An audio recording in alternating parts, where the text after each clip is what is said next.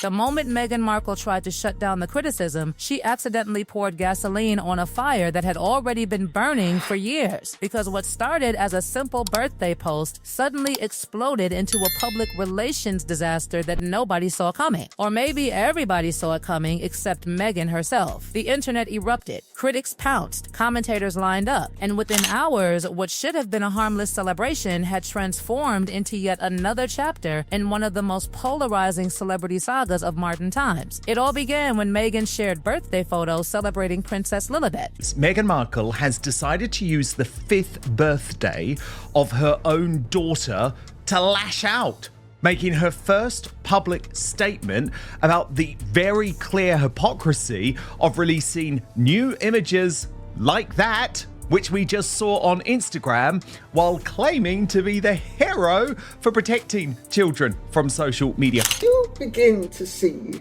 how totally unoriginal Meghan Markle is.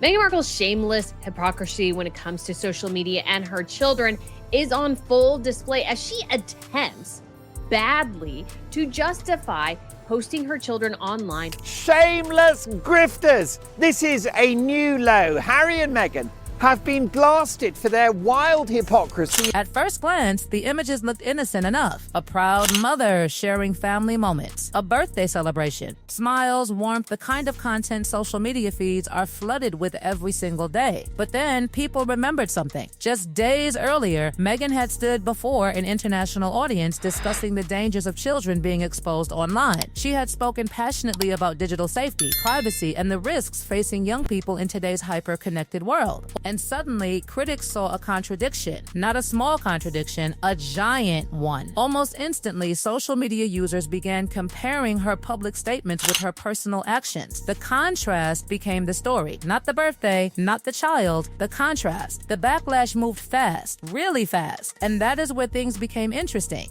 because Meghan rarely responds directly when criticism starts swirling around her. Usually the headlines come and go. The commentary rises and falls. The cycle moves on. This time was different. Giving speeches around the world about the dangers of the internet and social media, particularly regarding children, while splashing photographs of Archie and Lily all over social media. Well, they've done it again, and I've got the shocking inside story. A statement was issued defending the decision to share the photos. The explanation centered around a distinction between sharing family moments and exposing children to public scrutiny.